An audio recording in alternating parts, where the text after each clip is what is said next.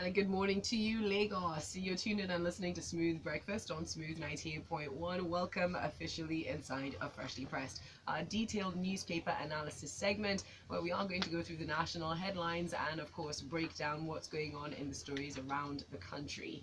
In the studio to help me to do just that, as usual for a Thursday, we have Miss Ireti Bakare-Yusuf. Good morning, Miss Ireti. Morning. Great to have you here. We've also got Funmi Odude in the studio. Good morning, Funmi. Good morning. Now, you can also chat with them on social media, mostly when the show is done, but feel free to tweet at them. At Sisioge Lagos is Miss Ireti's handle, at Funmi Odude is Fumi's handle. Now, Lagos, of course, we take your comments live through the show, so if you want to contribute to the topics at hand, and there are some very interesting topics which we have tweeted for you, please use the hashtag FreshlyPress981 as you tweet at Smooth981FM. Makes things a lot easier.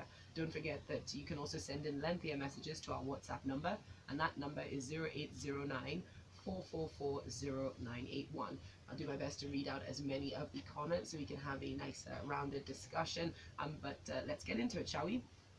For me, first story in is from the Premium Times, and now we took a reduced version of the story purely for time reasons, but it focuses on the 2019 budget, the education segment of that. The Premium Times headline says Buhari proposes 462 billion naira for education. And now officially the budget was presented for the National Assembly yesterday, Wednesday. There was a lot of feedback directly from the floor, but a lot of segments of the budget that we could go into. But let's start off obviously with what's going on in terms of education. Now the figure proposed does seem like quite a hefty amount, 462.2 billion, but it is worth noting that despite this increase, it is still low by UNESCO standards, as they recommend 15 to 20% of budgetary allocations, and this year as well our entire budget is not that massive. But for me, let's go to you for your thoughts on this.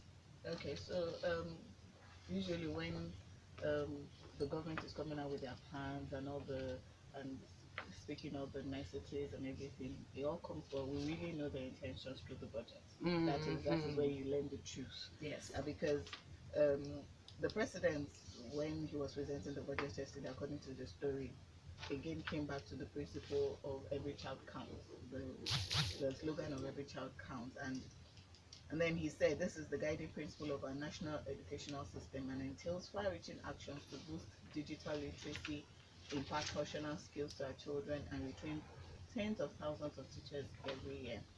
Indeed, we must equip our children from a very young age with skills for the modern era by emphasizing education in science, technology, engineering, arts, and mathematics. I mean, sounds beautiful. Now let's look at what the plan is on paper. 462.2 billion naira earmarked for education. Like I said, it might sound much, but what really is painful about this whole thing is that those funds are mostly for recurrent expenditure. So where is the part of the funds that is going to retrain our teachers, boost digital literacy, impart functional skills? Where are the numbers to support the very fancy words that we like? And then when you consider that practically the entire tertiary institutions, government-funded tertiary institutions are on strike. ASU, the Academic Staff of Union of Polytechnics, and apparently even the Colleges of Education Academic Staff Union have been on strike for 2 months. That even didn't make us so much, that practically didn't make the news, and just suspended their strike on December 5th. And when you also consider that those strikes are really because of poor funding and failure to implement agreements the government has signed since 2009, it's difficult for them at this point, for us to hope at this point that there would be resolution to the matter, because from where the budget stands at this, it's difficult for the government to implement it when most of it we're still going back to recurrent expenditure. I don't know. So all this is where you get to know that whatever you hear after this is just fancy words. Absolutely. And then obviously, as you mentioned already, and you did highlight it, is the reality of the number of parts of our educational institution that are on strike, and how deeply education has been affected. And also what some people may not realize is that this 462 billion is only a marginal increase on the 435 that was sort of allotted in that direction. But do you think that there are any indications that this government is serious in this direction, talking about education? Well, this is how we know, and so far, and looking at recurrent expenditure, if there had been no moves, we've not heard about right from basic education, the nursery and the primary to secondary, to we've not heard about retesting our teachers, retraining our teachers, testing our teachers. Let's like it's just we just keep doing the same thing. We've practically been doing the same thing we've been doing the last before the last 4 years this year. We are leaving it as it is, and just let's keep paying. They'll keep getting dissatisfied. They'll keep protesting. They'll go on strike. We'll keep meeting. It's back to the same cycle. That's exactly what we're doing. Okay. Now, still looking at the budget, though, let's go to our next story from the Guardian newspaper. How economists have flayed the 4.6 trillion naira 2018 budget implementation claim. Because in our president's same budget presentation speech, he said, as this will be the last presentation speech for this 8th National Assembly, let's go over what we have accomplished. Now, there is a claim by the federal government that 4.59 trillion of the 6.84 trillion that was targeted in spending had been implemented. The veracity of that is being questioned. And outside of the veracity of it, people are saying, well, even if it has been implemented to this extent, it's not showing in the economy. For me, your breakdown of this. Yes, so that claim actually came on the heels of the data released by the National Bureau of Statistics. Yes. On our employment data for the third quarter, which indicated that employment rose from 17.6 million in quarter 4 2017 to 20.9 million in quarter 3 2018. Again, this administration was in a tough spot, no doubt about it. Okay. But coming up from the heels of a recession and all of that. But then the important thing is, like you said, even if that amount of money was spent, what was it spent for? And what are we just, doing exactly the same things over and over again? It's important to know that whatever title it is that they want to put it in the budget, a huge part of our budget is a reasonable amount of our budget is going to pay in subsidy. Again. And then, those kind of sectors, the petroleum industry sector, if we're talking about unemployment and increasing productivity, increasing entrepreneurship and all of that, the petroleum sector is not elastic enough. We should be looking to sectors such as manufacturing, consulting, ICT, and all of that. And we make the nice speeches, as I said earlier, but when the numbers, when it's down to the numbers where it really, really matters, it speaks an entirely different story. An entirely different story. We're still spending a lot of money on personnel costs. We're still spending a lot of money on recurrent expenditure. We're spending a lot of money on loan servicing. So we're spending a lot of money on fat politicians. So right, there you go. What's left after that? Thank you. Speaking of spending money, our next headline may be marginally misleading, but I'll read it anyways from Thisday newspaper. Access Bank secures $250 million fresh Tier 2 capital. Now, the details of the story, however, that it has received regulatory approvals and the go-ahead from the CBN to undertake a rights issue to raise up to $207 million before the end of first quarter of 2019. So they haven't got it yet. But Ms. Ireti, we have been looking at this merger, and they are insisting, and Access is insisting that it's a merger, because he says, listen, no one's being fired as far as they can, but that they are trying to ensure that what is now going to be the largest banking entity on the continent is more than capable of sustainable long-term growth. Ms. Ireti, your thoughts on this? Merger, acquisition, tomato, what's the pronunciation between two friends? Look, it's an acquisition. Let's stop lying. You don't have to sack people just because you're acquiring. If you're able to absorb them, you absorb them. So what are they talking about? That's the first thing. Now, okay, so this is interesting. The whole Access Bank, Diamond Bank, every so often we have something interesting happen in Nigerian finance industry that's much more than, ATM issues. Okay. So basically what's going on, Access Bank are raising this 250 million. Why are they raising it? Because they're smart, and we must know we know they're smart because look how far they've come. But even more so is that they're smart because they're buying an unknown. They're buying Diamond Bank. Diamond Bank has a huge non-performing loans. They're thinking, you know what, we might end up buying this and it might turn out to be actually worse than what we thought. A bit like Buhari when he took over the country. He didn't know it was going to be as ugly as he thought. And those who bought the electricity, remember the OPCO, the GENCOs, etc. They didn't realize. So this is very, very smart of Access Bank to do that. And how are they doing that? They're doing a rights issue. That's what they're doing. So they're basically releasing new shares. And one of the things that's said here by the managing director, Herbert Wigwe, he said, let me let you know, we have actually concluded with some of our partners to raise tier 2 capital. That would be ready for drawdown before the end of January, and that is about 250 million. So you ask yourself, you know, who are these, you know, partners?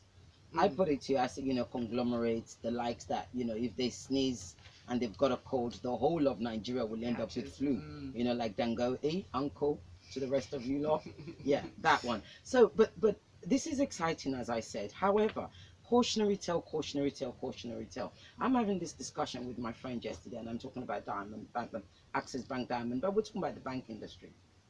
And I said, look, my greatest fear about Access is they've got to be clear as to which area they want to play in. You can't want to be a merchant bank that's masked as a retail bank like Zenith, okay, or be, you know, something else. So for me, when I think of Access Bank, I think of a strong retail bank, you know, youth-driven, loan-driven, etc., etc. Whereas when I think of Zenith, I think my great-grandfather, you know, for the others. So, and I think this is my fear about Access. They've got to be clear as to not only who, you know, because we have an industry, a financial industry in Nigeria that hasn't been clearly, as you say, demarcated or you know, it hasn't been clearly, how do you say, marked that, you know, there's retail banking and there's merchant banking. Everybody just sells themselves as bankers, and you know, you think that's it. Access have the power to be able to say, we are not just retail bankers, but we are retail bankers who are actually driving the retail industry, and with that 27 million customers. Okay, it's a lot of customers, and they have the strength. This is what what's it called? First Bank was able to do properly. First Bank, they focused on retail. That doesn't mean they don't have their merchant area, but we know what they are. So Access Bank, stay in your lane. We know what you are. We have a lot of respect for you. You know, good luck. Yeah, good luck to everybody involved. Yes, indeed. Seriously, I'm going to stay with you for the next story on a fire outbreak. NNPC have shut down their System 2B pipeline. Now, this was part of the installation rocked by an early morning fire at the densely populated Abulegba area of Lagos. Just yesterday, it was really frightening stuff. A lot of people were severely affected by that. And they say the System 2B is a pipeline that's used to transport refined product from Atlas Cove to deposits in Satellite Town, to Ejigbo, to Musimi in Ogun State, to Ibadan in Oyo State. But it's also been a pipeline that's been the target of vandals in the past, and lives have been lost in that area in the past. Yes, this is, you know, this is terrible. And again, this is about Nigerians, not Nigeria, not the government. This is about us again. Vandalism. And it's interesting often when you first see this story, because initially, remember, I didn't pick it. I picked another story, and I thought, oh, this looks a lot more interesting, because we've got, you know, Christmas and NNPC together. Not always a good sign. It makes people a bit tense. It makes us a bit tense. And we're so close to Christmas, and there hasn't been any strike yet. There hasn't been any kind of long queues at the petrol station. So you're thinking, okay, was this going to be it? But luckily it's not. And one of the things they've said is that, it has been said in this story, is that this vandalism isn't going to disrupt any of the distribution for Christmas, which is very good, very important. What does that say about us? Does that say we've come a little bit of a way? Whereas in the past, such vandalism would have actually crippled distribution. That's good. But we need to find these vandals, and this is where you flip the script and you think, you know what, poverty. Okay, people are sometimes so desperate that they will take, you know, they'll put their lives at risk and go and why are these pipelines in open areas? Why are they so accessible? Yes, it's really scary. Okay. So yeah, What do you say? Yeah. That's what it is. Thank you very much for that. Let's take a quick break to get some of your messages through. MI from Akoka says the devil is in the details, and rightly so. We're talking about the budget. The figures look big, but when you place them beside the UN recommended percentage, it leaves more questions to be answered. I thought we would back up all these education rhetoric at least in an election year. Bagwengu says the childish display of both the cheering and jeering lawmakers should be condemned in its entirety. A serious business as the budget presentation yesterday was turned into a show of comedy and entertainment. But he goes on to say the behavior of the lawmakers in the so-called hallowed chambers has further lent credence to the fact that we should pay very serious attention to those who we will elect to represent us in the National Assembly come 2019. Are you imagining what will happen to the current expenditure when the 30,000 minimum wage is implemented? Yes, this is part of why that also came up in the budget presentation, asking to reconsider it. NLC very strongly said, no, we're not interested in that. Darlington from Apapa says the unemployment rate is alarming and discouraging. The current government policies have shown that the EGP, the Economic Recovery and Growth Plan, is not connecting with the macro and micro economy, so we should stop kidding ourselves. While another message from Lawrence in Victoria Island says the former President Obasanjo was right about our lawmakers. He said many of them are rogues, and that opinion was corroborated during the budget presentation. But politics apart, the man standing before them is the Executive President of the Federal Republic of Nigeria, the Commander-in-Chief. One would have expected respect for the highest office from the lawmakers. Really sad stuff. We have seen a lot of people quite disappointed, but we're trying to focus on the figures. Don't be distracted by the comedy show. While Big E from K2 says, I've heard that Diamond is dying down because of mismanagement issues. I'm not going to put out any allegations here. Yes, you go read articles on that. It says, I don't know, but I do hope our money is safe. Yes, depositors' money is backed by CBN. You should be all right. But thank you very much for that. Spend as much as you can, as soon as you can. No, I'm only joking.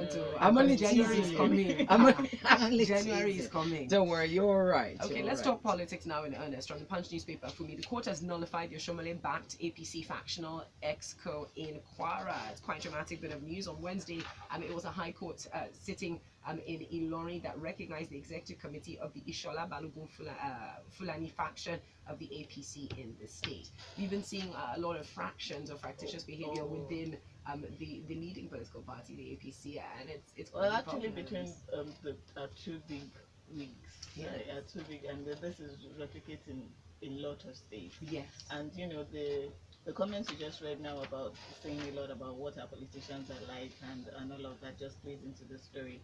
You know what? When we always complain about government officials not obeying court orders, not upholding the rule of law and all of that. And I like to say that we shouldn't be very surprised because it starts from here within their political parties.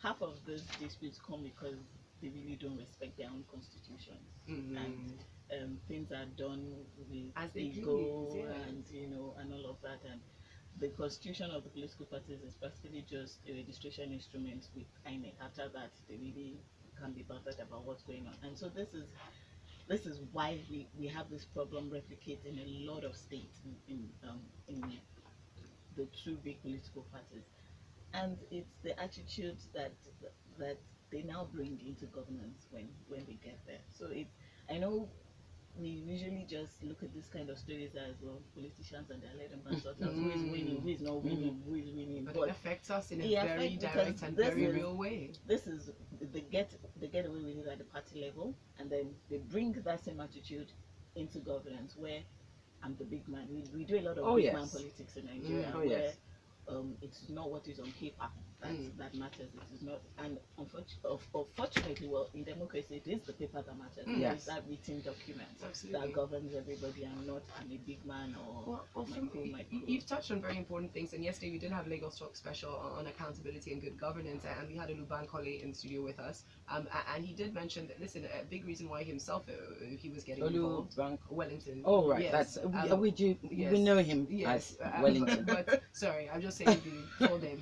And so a big problem, he says, is that we do keep leaving the politicking to what we feel are politicians, and good men don't step in that space, or good women don't step in that space, and which is why we have the poor choices that we end up having, because if at the party level we have so much there's so much this kind of rot. Yes, I mean, what hope do we have for our lawmaker positions, which are so important, and we've seen how people are reacting to our lawmakers well. Yeah, he has a very good point, but another point is always the chicken and the egg situation. Like the fear of, if I get into that system, do I I would like to guarantee that I do not get sucked by that I would system? like to hear Mr. Olubankole Wellington after he's gotten in about 4 years' time. I would like to hear his rhetoric. But you know the truth, like just like what you said. It might be easier for fresh political parties. I mean, they have a chance to put that underlying. Yeah, but thing do they? about That's the constitution. point. They're new, and so Yes, they have that new. chance. Yes. But if you want to say, a lot of people are discouraged by those political parties because they feel like I would never get them. So if you want to go into one of the big established ones, you're meeting the rot down. Half the time you can't make much impact until you leach to a person. Absolutely, yeah. And then your loyalty to the person versus what the constitution of the party says. So it's a system. Then that's what I'm saying, chicken, is that egg, these new political parties themselves is, you know, if it's about the chicken and egg on the system, that's us.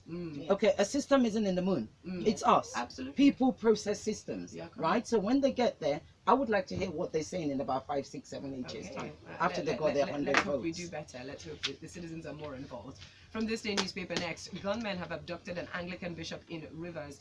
Frightening turn of events there, where the bishop of the Ahwada diocese, I hope I said that right, of the Church of Nigeria and the Anglican Communion, that's Reverend Clement Ekpeye, has been abducted by yet to be identified gunmen from his official residence in Rivers State. Again, we keep having these stories of insecurity, quite major figures in society being taken. Ms. Ireti, what are your thoughts on this vis-a-vis Rivers in general and the state of unrest that's there, and also knowing that actually in the newspapers also this morning they're saying that they're trying to beef up their security, and we've got an election year coming up, and unfortunately we tend to get a lot of these sort of stories coming out around this time. And Christmas, yes. And what I'm just going to say is, why are you kidnapping an Anglican bishop for what?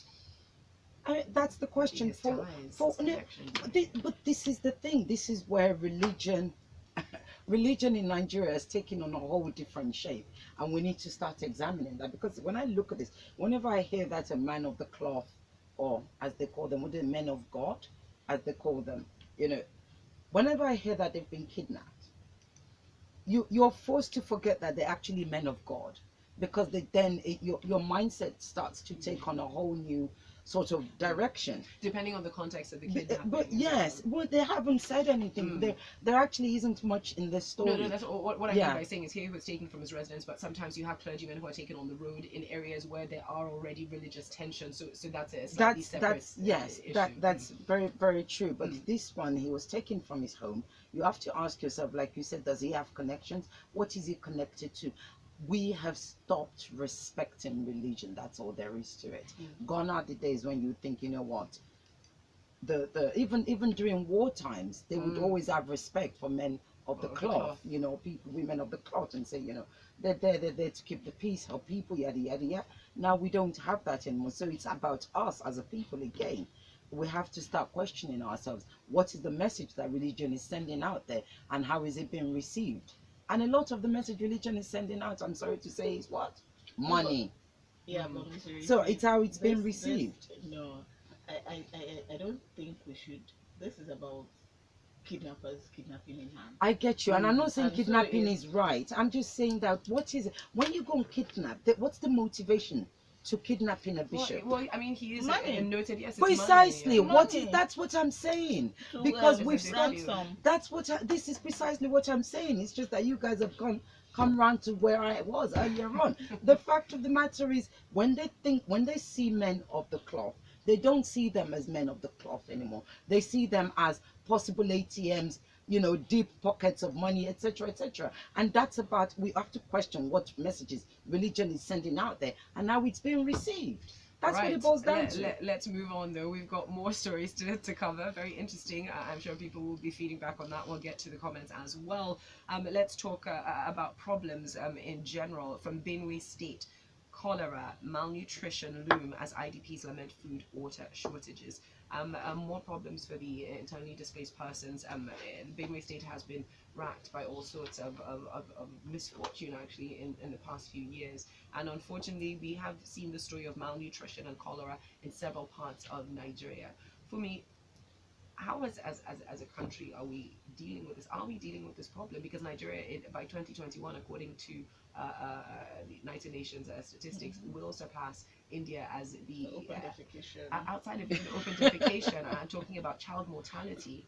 We will have the highest number of child deaths. We would have passed everybody else, and that's frightening. This is our future we're talking about as well. Yes. Okay, so you're right. We, as a country, we have a problem with this issue generally, but in respect of the IDP camps, you know, when I read the story, it just goes beyond corruption. It goes beyond whether government officials are thieves or not. It goes to human compassion as in value for life.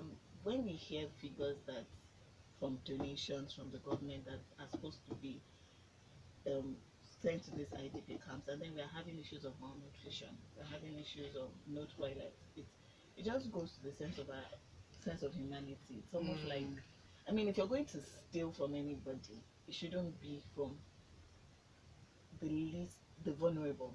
These are people that have lost their homes, their lives. The basic thing we can do is keep them alive, and yet we're stealing enough to kill them. Yeah. It's just it's a humanity issue. Yeah.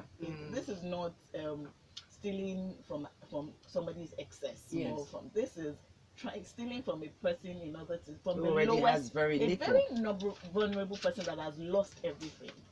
How can we have camps with the amount of money that you hear? How much was it that we were trying to use to clear rice? Yeah. For them and all of that. When you hear the amount of money donated to and some have even thrown away. Remember the rice that were abandoned, rotted. How can we be having issues of no toilets, lack of food? I mean, it's sad. It is very sad. It's heartbreaking stuff. It's heartbreaking stuff. And a final bit of news. It's recurrent at this point, but we'll take it anyways. From this day newspaper, federal government has hinted that the ongoing Lagos-Ibadan rail project is gradually coming to an end. Of course, Minister of Transportation Rosie Mechi made the disclosure. He says Vice President will be coming to inspect it first week of January. We are just 6 kilometers from Abeokuta. Exciting stuff or no? Oh, very exciting stuff. Look, if anything that will get us away from that Ibadan expressway, I'm all for it. Honestly, my heart is in my head, is in my ears every time I'm driving on that road, and I'm not even the one driving. So really, if I can take a train, and a trusted train that's clean, that doesn't smell, that's got good sanitation, as for me, just good toilets, and we're asking for that, that's got a party canteen where I can go and eat. And if they want to do first class cabins, why not? Why not? Let's have trains that we can enjoy, because train rides are really, really nice and sexy. I think so. I think they're beautiful and they're romantic. So I like this idea. I really, really like this, and I hope they do. You know, Amechi's already accusing the contractor CCECC, saying he doesn't like their pace of work. He reckons they're maximizing profit. I don't know what he means by that, you know. But apparently they've said there's 6 kilometers left. They should be done by the first week of January. Professor Shibajo, the vice president, should be there to come and take the first ride. I hope they send out lottery tickets for it. I will pick them. I will. I really will pick. I think that's what they need to start doing. Inviting ordinary Nigerians to join them when they do these first trips. That would be nice. That would be nice. Thank you. Let's round up with a few messages. Twitter is a buzz. Ife, that's Olori Africa's first in, saying a budget is as good as its letters and implementation. If I budget 1,500 naira for everything stew at home, I use 1,000 naira for transport to and from the market, 300 naira for the cart pusher, 100 naira on tips. That's Nigerian budget style, she says. While Indikoyo Noha says, please do, Sisi Lagos, don't jinx it, so let's use corner eye to be looking at NNPC this Christmas period. While Mr. G Quest Asmolaho says, diamonds, I guess, are not forever. With Access securing that $250 million tier 2 capital, go figure. Guess what? Part of Diamond's headache is $200 million Eurobond loan due in May of 2019. So that $250 million is coming in handy. Hope they're not biting off more than they can chew, says Bolaho. Interesting, thank you very much. Lots more messages coming through. Kwemi says religious leaders preach more about prosperity. So many people think that the religious leaders have a lot of money. Yikes. And while Ajibade from New Jersey says, It really shouldn't surprise anyone how alleged men have gone out being abducted when Christians pay tithes to maintain the flamboyant lifestyles of pastors with private jets. So there you go, yikes. That's pretty tough stuff there coming in. But thank you very much, everyone. We're officially out of time. That went rather swiftly and enjoyably. Thank you, ladies, for coming in this morning. Miss Ireti Bakare-Yusuf is at Sissioge, Lagos. Funmi Odude is at Funmi Odude. And a big thank you to this person who says we do great work by focusing on the details of the budget and not the booing of the reps. All right, coming up next at 8:15, we'll be talking entertainment inside of the grapevine. And oh, what an entertaining segment it will be. Don't go anywhere. Invest your money where it makes more money for you. Download the